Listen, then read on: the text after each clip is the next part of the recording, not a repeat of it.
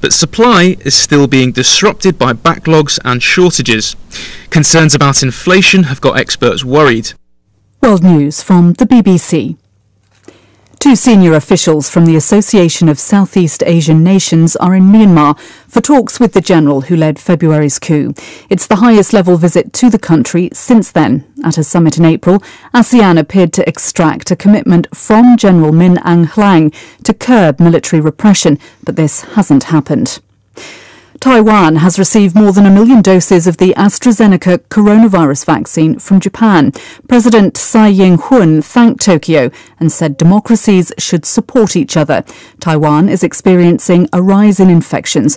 The island's government has accused Beijing of blocking attempts to buy non-Chinese-made jabs.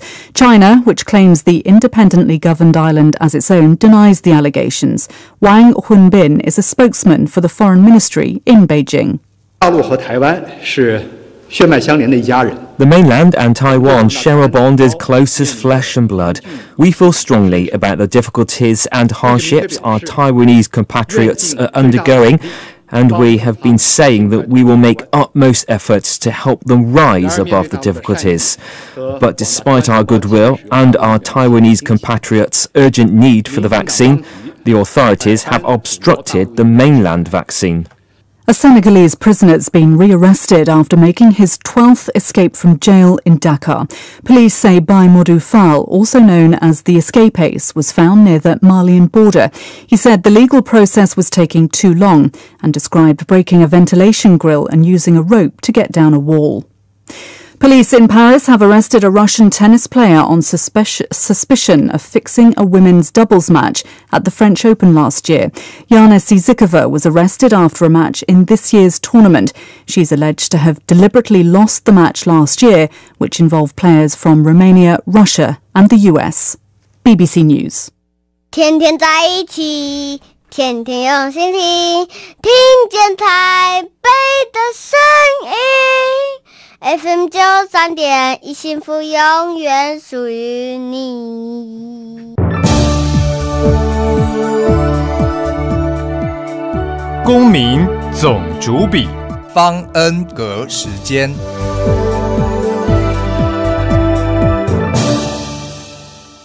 谁当家？谁当家？谁当家？你当家？谁当家？谁当家？谁当家？谁当家？我当家。你当家？我当家。我当家。到底谁当家？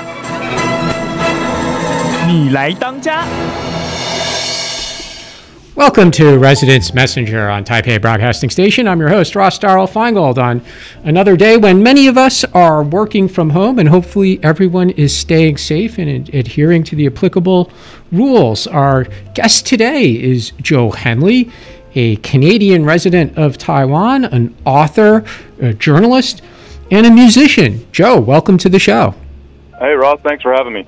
Joe, before we talk about your career as a journalist and an author, your books and your music, and we'll talk about working from home as well, because you have some experience with that. Tell us a bit about yourself. Where in Canada are you originally from?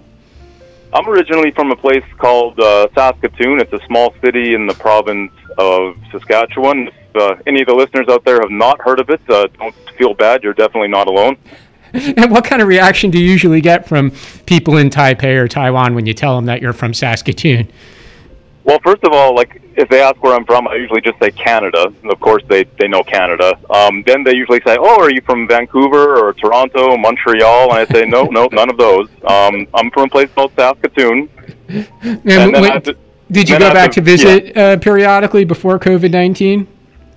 Yeah, I usually, try and get back once a year, maybe at Christmas, or now my parents are retired, so we might meet up somewhere out here. They've been out to Taiwan 4 or 5 times now. They like coming out here. They love it here, just as I do. And could you just share us a little bit about how COVID-19 has affected the Saskatoon area, or your parents and family and friends back in Canada?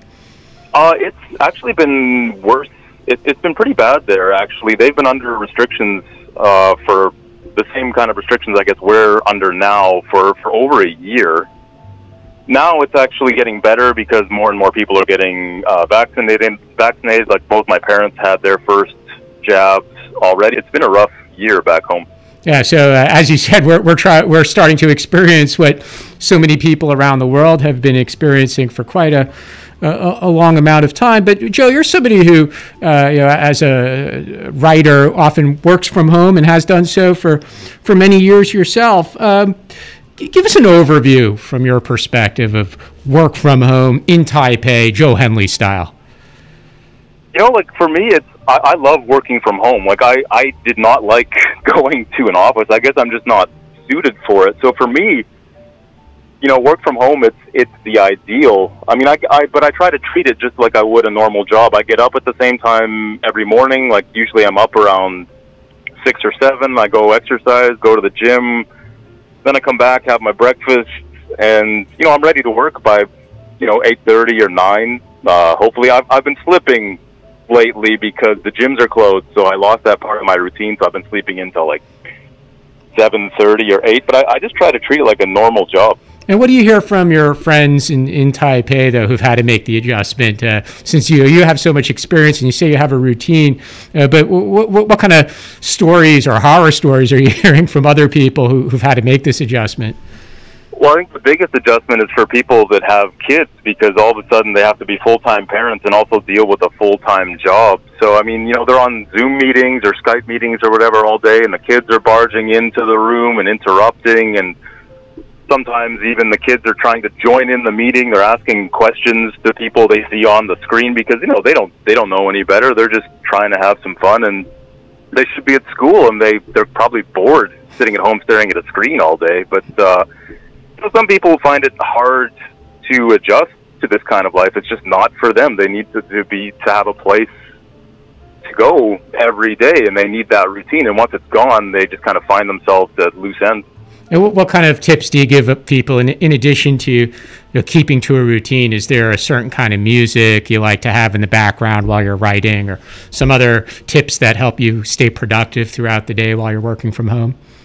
I think number one is, you just, like I said, you have to have a steady routine. Like you have to get up at the same time. You have to kind of treat it like you're going to work, like try and dress in the same clothes if possible, and definitely have an area of the house where that's your work area, because I think a lot of people, the big challenge that they have is that there's no separation between work and home life for them anymore, which they're not used to. They're used to going to an office, they work there, and then when 5 or 6 o'clock hits, they go home, work is done. But now they're home, work is just always there, kind of calling to them, so they don't really know when to quit. But if you have an area of the house where that's where the work is, okay, when 5 or 6 o'clock, the usual quitting time hits, walk away, leave the work there, and now it's time for family, it's time for you, it's time to unplug. I think that would be the main thing. You've written for many years about the music scene in Taipei and other parts of Asia, and you've written a lot about metal or extreme metal. Tell us a bit about extreme metal, or what's the difference here in Taipei? Like metal, like I think when a lot of people when they hear metal, they might think of like 80s stuff, like hair metal. Like if I say I play in a metal band, a lot of people will say like, oh, like Bon Jovi, and I say, no, it's not quite up to the standard you had in mind. No, it's a little bit heavier, a little bit faster than that, the stuff that I'm doing. But no, there's a scene here. There's actually a very, kind of robust scene. It's small, like it is in most places in the world, but the people that are into it, they're like fully dedicated to it. Like a lot of guys that I play shows with are the same guys I played shows with 15 years ago. They love it. Why do you think this kind of music developed a following, even though it might be small? But why something that we don't associate traditionally with this part of the world? Why does it have a following in Taipei? I think it appeals to people everywhere, no matter where you're from. I mean, there's something about this type of music. Like, it's fast, it's angry, it's very raw. And I think that calls to people, no matter what culture you might come from. There's something about like the rebellious nature of the music that appeals to people, especially, when you're young, when you're in your teens, you hear it for the first time, and you might think, I don't know what this is, but I want to hear more of it, because there's just something, like, there's almost something about you're not supposed to do it, so you want to do it more. Do you find that a lot of the young teen musicians that you just mentioned, did they start off with more traditional forms of music, classical music or other types of rock music, and then they jump into the extreme metal once they hear it and start develop an interest in it? Oh, absolutely. Like, nobody starts with extreme metal. Like, I've never met the guy that says, oh yeah, I started off playing death metal covers when I was 10 years old. Everybody starts from probably a more traditional background. Like, even myself, like I took piano lessons when I was a kid. That was my start with music. And then when I got older, I got into like my early teens, 12, 13, I got into, like, say, punk. And then I started looking for things that were heavier and heavier. I think a lot of people, no matter where they're from in the world, they go on a similar path. Joe, I noticed you didn't mention that you have your own hair metal period. Did you just skip the hair metal period for yourself? I did, yes. I'm trying to erase that. I'm trying to expunge that from my history. Thank you very much. You've written about underground and metal music scenes around Asia as well, not just in Taipei, but you visited or written about the scene in places like Chengdu and Dhaka, Kathmandu, Yangon. What's unique about the extreme metal or underground music scenes in these different places in Asia? How do they differ from each other?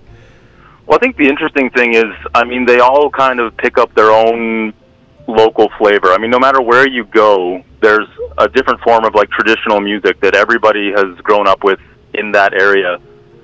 And in these different bands, like, it might be very subtle, but they definitely pick up that local vibe and they translate it into extreme metal. So no matter where you go in the world, the base ingredients are basically all the same, but it's those little touches, those little kind of local flourishes that you notice, and that's what makes it unique to go to all these different places, the ones that I've actually had the privilege to travel to in person and get to know, like, their take on it, like both what it means to them, like on a personal level, and how they take the local flavors and kind of incorporate them into this base formula that already exists. Does that include incorporating local or more traditional local music instruments as well?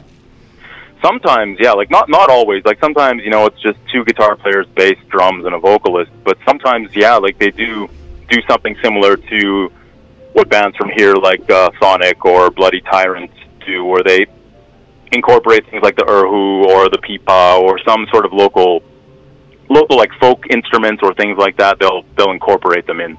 Is there an example of an unusual instrument, you know, one you hadn't seen before until you actually got to an underground metal scene performance in one of these places that you were kind of surprised to see? Yeah, one time my band was touring. We went to Malaysia, and there was a band there, an extreme metal band, and they incorporated like a gamelan, which is kind of like I don't even know what you would compare it to. You hit little pieces of wood with a hammer, basically, and it produces tones. It's like something that I played like back in music class in grade school, almost. Like a xylophone, almost. And they had incorporated this into an extreme metal band, and it worked. It worked really well. Like the groove that they got out of this instrument, and like the way it complemented the music. I had no idea that would work, but they found a way. You mentioned earlier that the people who get into this music, especially in their teens, there's often a rebellious nature to their interest in it. Is this music safe from government or police interference in some of the places that you mentioned where you've visited or you've written about the metal music scene? Does the music have a political aspect to it, or just because of the nature of the sound and the types of people or the clothes they wear, the hairstyles, does this attract a lot of unwarranted attention from authorities in different places?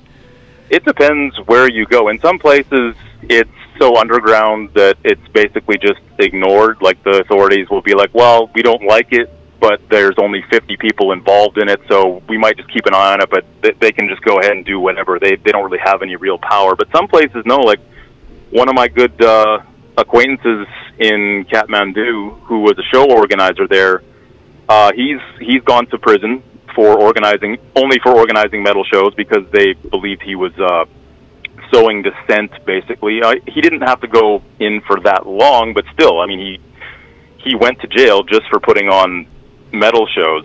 So Yeah, it depends. Like in Singapore too, they'll have incidents sometimes where show permits will be summarily denied by authorities, and it's just because it's a metal show. The powers that be don't like a lot of young people doing something that they don't fully understand, and they just kind of look at it as being something that's undesirable. So it depends. I mean, here in Taiwan, no, there's no interference whatsoever. I mean, we have a heavy metal congressman, so I mean, it's fully ingrained into the mainstream culture by now. But in some places, yeah, it's definitely still a dangerous thing. Is that unique in the world to have a heavy metal member of a national parliament? I'm pretty sure Freddie Lim is the only like active member of a metal band who's also in in Congress. I think that's pretty cool. A little over a year ago, you authored an article for the website Taiwan Beats titled "Coronavirus versus the Taiwanese Music Industry," and you talked about the situation at the time in May 2020 with show cancellations and festivals being delayed or canceled. Before we talk about kind of the current effect on the music scene, take us back a year ago and then let's go forward. What happened to the Taiwan music scene and underground music specifically, last summer, last fall, before we get up to the current period? Yeah, like when I was putting that article together, it was actually earlier in the year, like January, February, and that was the time when I was speaking to people, and that was when coronavirus was just starting to take off, and we were just learning how serious that it actually was. So at that time, earlier in the year, shows were being canceled, venues were shut down, festivals were off, basically everything was off, and it was looking bad at that point. Like, it was looking devastating. We didn't know what was going to happen to venues because they can't just shutter without any form of assistance indefinitely. They got to keep paying rent. They have staff, and bands, fans, everyone was just like, well, what is this? How long is this going to be happening for? Now, fortunately, with the way that Taiwan handled this, which was very, very well, that was a very short period of time, maybe just a couple, 2-3 months, and then everything was back to normal up until, well, about 3-4 weeks ago now. Everything was totally normal. We had shows, we had festivals. Did you have foreign acts flying into Taiwan to perform last year as well, in the second half of last year? No, I don't. Since coronavirus started, I don't believe there's been any foreign bands, definitely no metal bands coming in at all. So it was all just local, which, in a way you could take a positive from that because it put a lot more focus on local bands for a while. Like, everybody was really appreciating the level of talent that we have here for the past year. And what do people in the metal scene do to adapt, not just in Taipei, but other places around Asia as well, for example, to get new fans and to get people to hear new music? Is it like people with their day jobs doing Zoom calls or Zoom performances, or are there other ways that new music could still spread? Bands, yeah, they've really taken the focus online during this time. There have been whole festivals which have just been virtual, where bands just, they might go to wherever they rehearse and they set up a couple of cameras and they just go through a set that people can watch, they can tune in. Sometimes they even sell tickets virtually to these things so they can still make a little bit of money here and there, and the fans can still see them where they won't have a chance to see them maybe for a while. So bands, yeah, definitely in Asia they've adapted. They've found a way. Now, hopefully they won't have to do this for too much longer. Hopefully everybody gets vaccinated and we can get back to doing what we love. We can get back to touring around the region, seeing our friends, getting in front of the fans again. But we just gotta wait until it's safe. And what about the outlook now for summer 2021 with the level 3 restrictions here in Taipei? Are there any festivals that have moved online, cancellations, people at their rehearsal places just churning out new music? What's changing in the last few weeks? right now everything is basically at a standstill from what I understand. Like all the festivals have been, well, they say postponed, and they're trying to look to the fall, basically. Like we're looking at, say, September, October, hopefully, but that's all tentative. And all the rehearsal spaces, of course, are basically closed because, you can't be indoors with more than 5 people in most bands. You got 4 or 5 people right there. So right now, everybody's just kind of sitting, waiting, maybe writing some new songs at home, just getting ready for that time when hopefully we see the end of this. Speaking of writing songs, that gives us a chance to talk about your own band. You've been a vocalist in several punk and metal bands in Taipei. Just for our audience's knowledge, what languages do you usually sing in? Before I was singing just all in English. With my new band, it's a band called Dharma. It's a Buddhist death metal band, so we take Buddhist mantras and dharanis and we actually set them to death metal music. And I'm singing in fully in Sanskrit, so we're just taking the mantras as they have existed for centuries and just singing them in the original form. And who's that popular with? Is that popular with the existing metal fans, or do you find it brings in new fans because what you're doing is so unique and so new? It's been fun because both the traditional metal fans, like people that we've seen for years and years, they've embraced it. We've got a lot of the same people that we've seen in all my other bands that I've played in. They're still coming out and they love it because it's something different.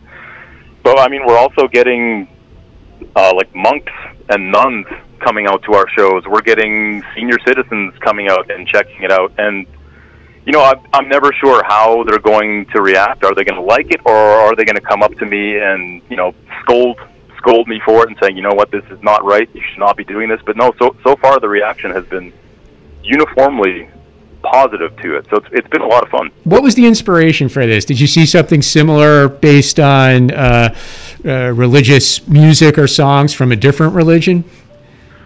This band was actually started by our drummer, and it's been something he's been wanting to do for well over 10 years. His initial inspiration was way back in the day. He saw a death metal band that was called Nile, and they took Egyptian mythology and they made a whole band around that mythology. They took mythology from ancient Egypt and they wrote death metal songs about that. And he wanted to do that with Buddhism, but it took a long time for him to be able to find people who were willing to do it, because he kept pitching the idea, and most metal musicians were like, no, that's never going to work. And they thought it would be like, well, they probably thought it would be cheesy. They thought it would be like the equivalent of like a Christian choir or something. And if you've never heard us, believe me, we sound nothing like that. But yeah, like he came up with the whole idea, and eventually he was able to recruit people who kind of shared his vision. Do you find that this is fully accessible to people who don't know anything about Buddhism or never heard Sanskrit before, or do you need some background knowledge to really appreciate the music? No, I don't think you need any appreciation, like background knowledge of it. I mean, it's music, so I mean, you're going to react to the sound of it. I mean, most often with death metal, with the way that the vocals are performed, you don't know what people are saying anyway. So I mean, the vocalist up on stage, he could be speaking Sanskrit, he could be speaking Italian, French, Mandarin, he could be speaking anything, and you can't really decipher it unless he's really good at enunciating clearly. And even then, coming through a PA, I mean, you can't really understand it fully. But no, I think you can just come and listen to it, and you can just hopefully be moved by the power, the force, the feeling of the music. You mentioned that monks have even come to hear Dharma perform. Do you think some of those monks are going to transition into being performers themselves of the music? They're going to try and join your band or become death metal singers themselves, singing the Buddhist mantras? I hope so. I mean, we had a show in Taichung back at the beginning of the year in January. We played at Legacy Taichung, and we had actually like a Buddhist choir join us on stage. There was I'm going to say about 50 people, 50 monks, nuns, and some just general practitioners of Buddhism. They were up on stage, and they joined us for a full performance. So I mean, it's a way to kind of, you know, bridge these two worlds between, you know, the world of the Buddhist faith and Buddhist practitioners and metalheads. And there's no, as strange as it might seem, there's no like preaching in the band. We're not telling people what to think or to become Buddhist or anything like that. We're just kind of presenting the culture of it and just trying to meld these two worlds together. And we could call this an original made in Taiwan product, correct? Absolutely, yeah. Like this, as far as I know, we're the first. Well, I can say this fairly confidently. We're the first extreme metal band in the world to have a nun in the band.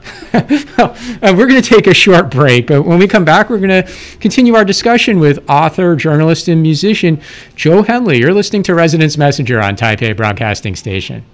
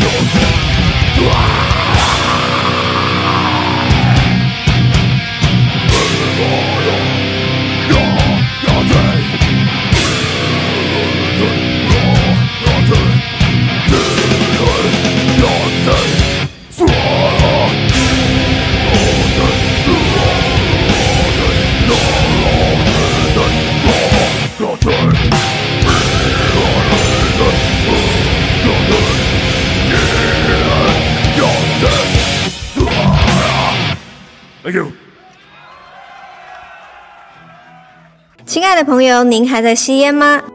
快拿着健保卡到戒烟门诊或拨打戒烟专线0800636363。提醒您，最近兴起的电子烟、加热烟，因为没有浓浓的烟臭味，就被认为无害。其实已经证实，新兴烟品都有二手烟及三手烟的危害，甚至还有爆炸的风险。我是义工蔡依林，所有烟品都 get out。我拒烟，我骄傲。我是疾管署防疫师陈婉清。防疫期间，如果您是正在居家隔离或检疫的民众，请留在家中或隔离检疫场所，不可随意外出。若您在隔离检疫期间出现发烧、嗅味觉异常、腹泻、呼吸道症状或身体不适，请佩戴口罩，联系卫生局或1922，并依指示就医，不可自行搭乘大众运输。如果您有洗牙、健检等非紧急医疗需求，请先暂缓延后。有政府，请安心。资讯由疾管署提供。大家好，我是防疫车队的司机汪佑廷。我是一位专业的驾驶，在防疫期间负责将入境台湾的旅客平安送往检疫地点。作为防疫车队的驾驶，必须接受完整的防疫教育训练，确实做好个人防护措施，定时消毒车内环境，保护旅客及自己的健康。接种公费 COVID-19 疫苗后，不仅让我更安心执行每一次接送任务，也让家人更放心支持我的工作。有政府，请安心。资讯由疾管署提供。家己电台家己主持咧。大家好，我是郭文哲，我伫台北广播电台。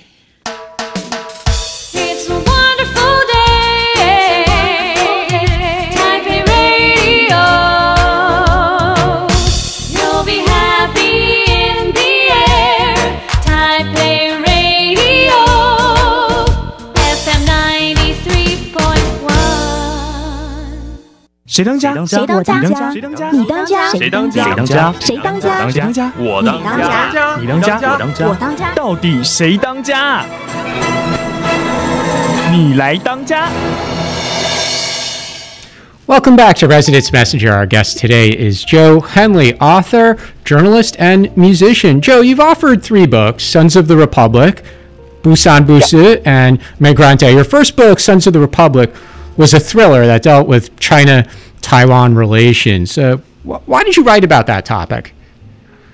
It was just something that I was interested in. You know, this is going back to when I first started, when I first quit my job here, and I was just freelancing. And I thought the first thing that I wanted to do was do something that I had always wanted to do, but never really found the time to do, and just write a book. And you know, the history of Taiwan and the relations vis-a-vis China was something that had always sort of inflamed my interest, and I wanted to kind of take a look at, in a fantastical sort of sense, you know, what could happen or what might a takeover attempt sort of look like. And you know, this was my first book, and this was kind of a ham-fisted attempt, I have to say, at trying to do that. But you know, it got me my start.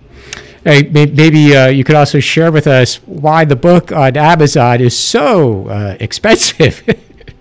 You know, your guess is as good as mine. I mean, it's out of print now, and there's maybe a couple of copies floating around out there. Maybe it's a flaw in the Amazon algorithm. I really have no idea why it has those insane prices on Amazon. I'm not going to buy it for that much, but if somebody wants a copy badly enough, they're more than welcome to it. Hey, your second book, Busan Busu, a Taiwan punk tale, was about a 20-year-old guitarist named Xiao He, dreams of performing around the world, but actually he's a bit of a misfit. You know, he drinks, He gets into fights, shows up late for band practice. Do you meet a lot of Xiao He's in your performing and writing about Taiwan's metal scene? Was that the inspiration? Yeah, I mean, the inspiration was just, you know, the time that I had spent, you know, being involved in the punk and metal scene in Taiwan. You know, as a performer, I also was a promoter from time to time, and I was covering it as a journalist, too. So, I mean, the characters in the book, including Xiao He, I mean, they were all amalgamations of people that I met, and, you know, like, part of Xiao He is me, obviously, as well. You know, I've been that guy in the past. I would hope I'm past that stage now that I'm a little bit older than 20, but and hopefully you're not getting into bar fights either, Joe. no, not anymore. No, well, not ever. But I'm past that. I'm too old for that stuff now. But no, the characters definitely. They're definitely people that I've met, but their characters are composites of people that I've met in the scene. But what becomes of the Xiaoheis in Taipei? The ones who don't become successful journalists and authors like yourself. What becomes of the 20-year-olds who don't become music stars, for example? You know, most of them actually they transition well from the world, the crazy world of punk and metal when we're young, like when we're in our late teens, early 20s. For a lot of them, they go through that phase, and for a lot of them, it is like a phase. And then after that, they might settle down. A lot of the people that I knew back in the day who were like the craziest, I mean, they've all got families, they've got kids, they've got good jobs now. It's rare that I've met like a true, Xiaohei, or somebody who just messes up over and over and over again and never learns from it. Actually, the people in the scene here, they're actually really well adjusted from my experience, and they don't have a problem moving from the crazy world of punk and metal into quote unquote normal civilized society later on. Does that mean there'll be a follow-up book about their boring lives as office workers and family people? Yeah, it's going to be like the Taiwanese Dilbert comics where they're just frustrated and battling with each other in the office setting. And dreaming about their time as performers. Yeah, just looking back fondly and sighing wistfully. Was it challenging to write the book, though, even though you've been part of the scene and you've lived here for a number of years, but you're still an outsider, you're still a foreigner. But was it challenging to really get into the backgrounds of the characters so that it was written in a way that people from Taiwan would say that this is real, this is legitimate, the guy knows what he's talking about? It was definitely a challenge, but I mean, I had so much help and so much insight was given to me because I've been playing in bands here and all my bandmates were always Taiwanese. I was always the token foreigner in the bands, and I'd be talking to them every day, all the time, learning about their lives, and they'd be telling me all about the cultural nuances and differences because they knew, when I first joined them, that things would not make sense to me coming from Canada. I would not get why these two guys in my band are fighting for some reason. It just wouldn't make sense to me because a band from Canada, the members would fight for different reasons, or they would work things out in a different way. So things were always constantly being explained to me. And also, my wife, she has been an endless source of explanations to me. If I ever really don't get something, I can always go to her, and she will very patiently tell me what's up. In your more recent book, it's about quite a serious topic. It's a story of a Filipino fisherman, one of thousands working for Taiwan-owned fishing boats. The proceeds from the book are donated to two excellent charities as well. Tell us a bit about it.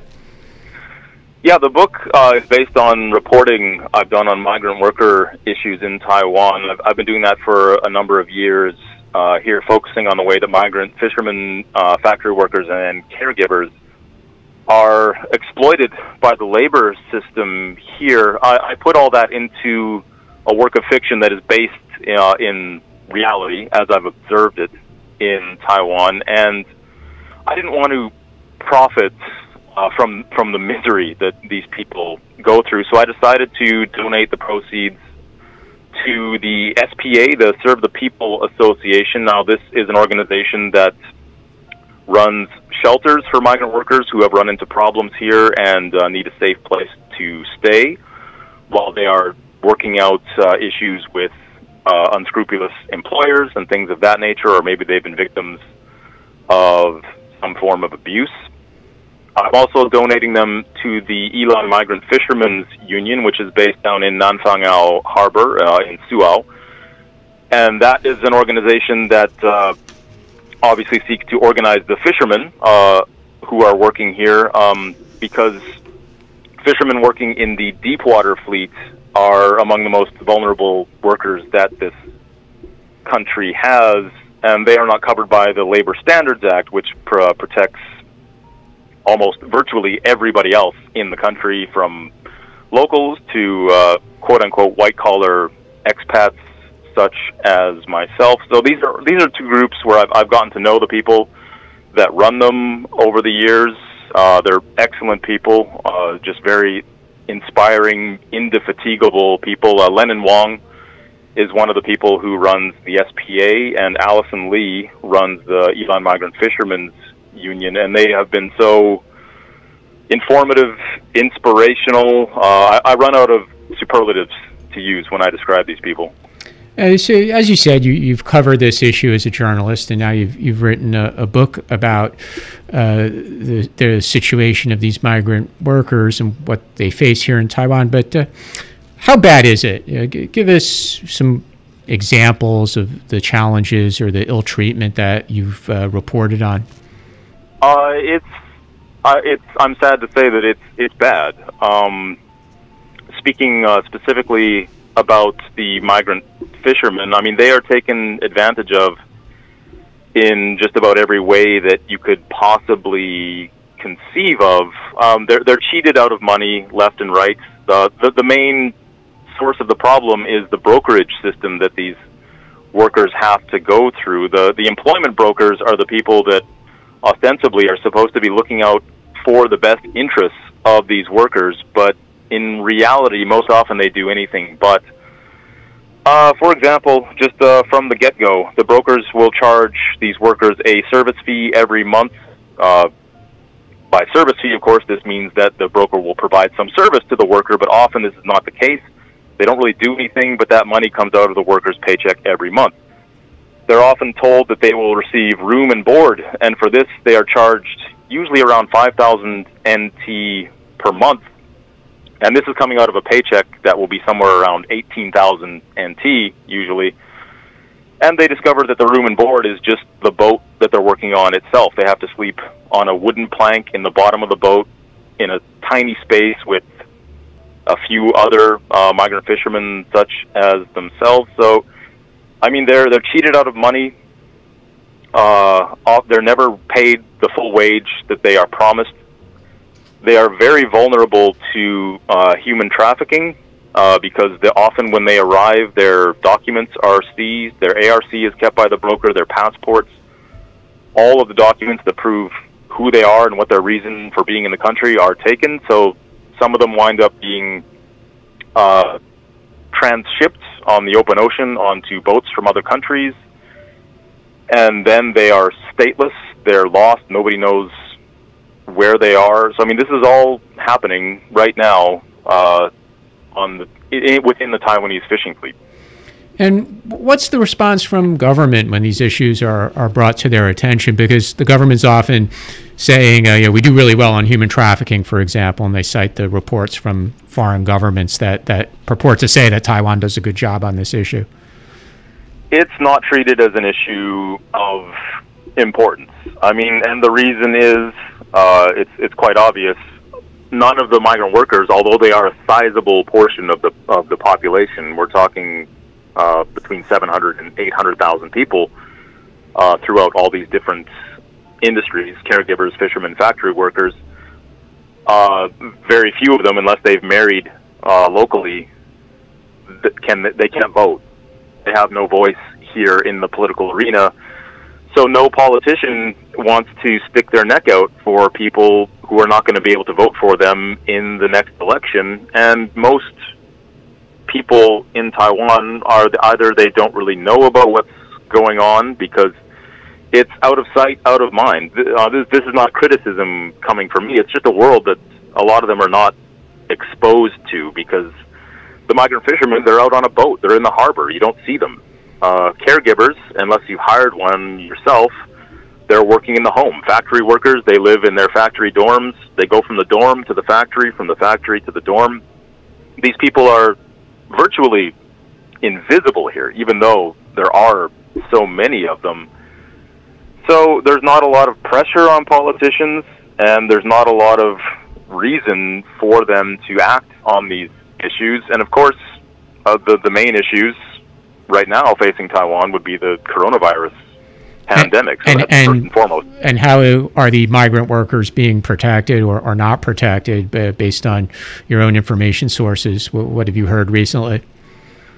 They're not, from what I see, they're not really protected. I mean, outside of the NGOs that help them and the various advocacy groups, which are growing and which do an excellent job of trying to raise awareness of these issues through grassroots actions. Outside of that, they are left basically to their own devices. If they have some sort of issue, if they're lucky enough, they will know to contact someone like the Ilan Fishermen's Union or the SPA. Otherwise, their situation can be quite dire, I'm sorry to say.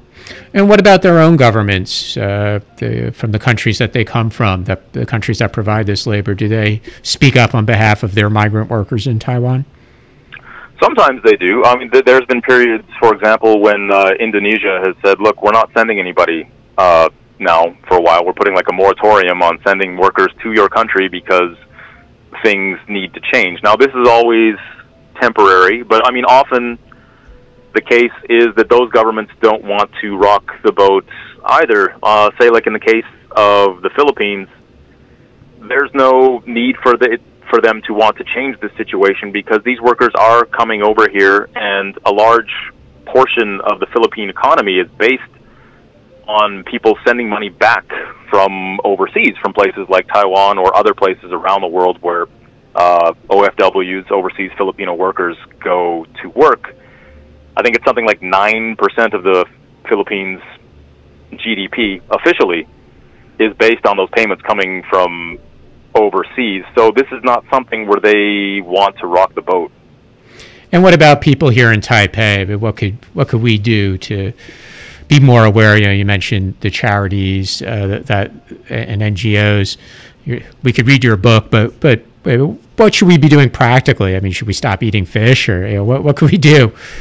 I mean, practically speaking, just raise awareness, I think, of these issues is a big thing. Just read up on it, be informed, know what the actual human cost of the convenience of the way that we live our lives is. Nothing comes for free. The reason why we enjoy cheap, plentiful seafood in Taiwan and everywhere around the world is because the people who bring it up out of the ocean are not paid particularly well to do this. The reason why we're able to care for our families here in Taiwan is often because someone from the Philippines or Indonesia is hired to help us with that and provide that invaluable service. So you can donate to groups like the ones that I've mentioned. You can volunteer at various places, shelters in Taiwan who protect all kinds of migrant workers, from the caregivers to the factory workers, anybody who's had a tough time in Taiwan. They're always looking for volunteers who can speak Mandarin or Bahasa Indonesia or Tagalog and English. They're always in need of volunteers to do all kinds of different things. So I think those are some things that we can all do to help protect one of the most vulnerable segments of our society here. Joe, we're almost out of time, but before we go, could you just let our audience know where can people find out more information about your writings or your music? I have my own website. It's JW Henley. That's JWHENLEY.com. So you can get in touch with me there. I put all my writing on there, information about all my books, my music. Basically everything is on there. So if you want to, and you can email me through that website as well. So I love hearing from people. So if anybody wants to get in touch, please feel free. Thanks a lot, Joe. It was really great chatting with you today. Thanks a lot. Thanks for having me. You've been listening to Residence Messenger on Taipei Broadcasting Station. Have a safe weekend.